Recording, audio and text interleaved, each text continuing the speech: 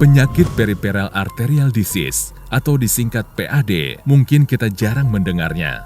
Namun penyakit ini seringkali dialami pada mereka yang punya riwayat diabetes, hipertensi, dan kolesterol tinggi. Keluhan yang biasa dialami seperti kram-kram, nyeri pada kaki, nyeri saat berjalan, atau saat beraktivitas. Jika didiamkan dan tidak segera diatasi, dapat menimbulkan luka yang parah dan dapat berisiko amputasi pada anggota tubuh bagian kaki.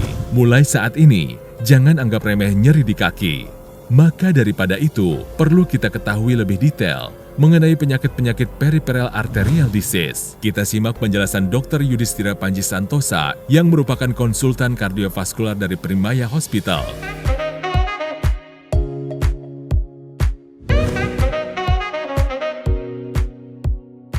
Peripheral arterial disease atau penyakit arteri perifer merupakan penyakit yang menyerang pada pembuluh darah kaki atau tangan, di mana penyumbatan terjadi akibat aterosklerosis atau penyumbatan karena plak yang disebabkan oleh kolesterol.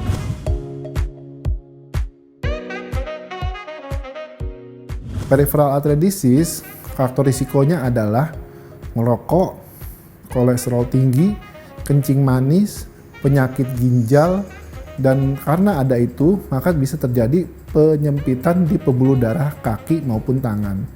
Memang yang paling banyak adalah di pembuluh darah kaki, di mana kalau terjadi penyumbatan menyebabkan aliran darah ke kaki tidak lancar.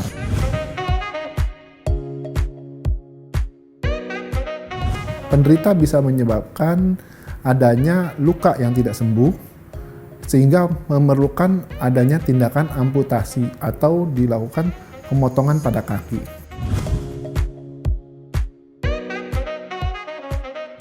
Jika ada sumbatan, kita akan evaluasi sumbatan itu bermakna apa tidak. Kalau tidak bermakna atau kurang di 50%, kita melakukan tata laksana seperti pemberian obat encer darah, pemberian obat kolesterol, sehingga penyumbatan itu tidak bertambah.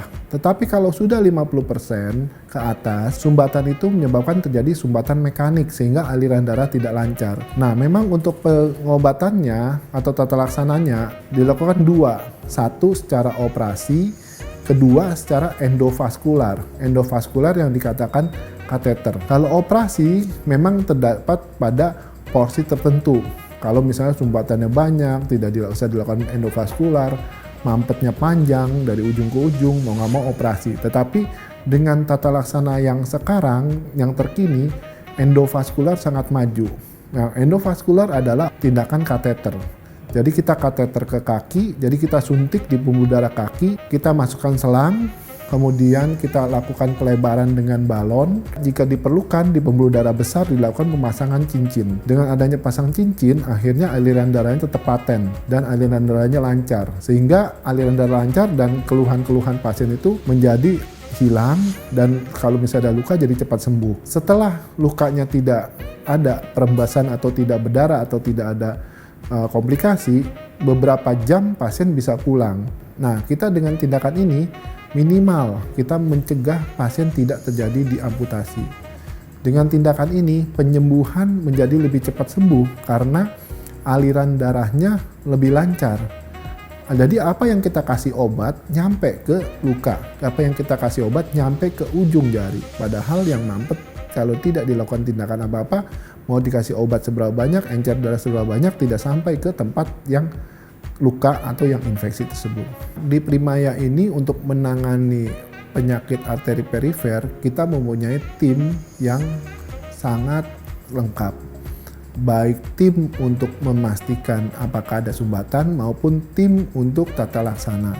Tata laksananya berupa endovaskular, operasi juga ada. Jadi kita benar-benar ada tim yang lengkap.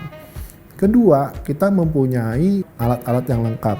Alat-alat seperti cath lab yang peripheral dedicated atau yang bisa melakukan tindakan perifer, dokter spesialis penyakit dalam konsultan endokrinologi ada, dokter spesialis vaskuler ada, dokter spesialis ortopedi ada jika ada sudah sampai luka ke tulang, dokter spesialis bedah umum biasa untuk merawat kaki yang luka, kemudian tindakan endovaskular atau memasangkan ring. Jadi dengan adanya hal tersebut, luka tidak dibiarkan secara lama dan kita bisa melakukan terapi yang optimal sehingga jadi cepat sembuh.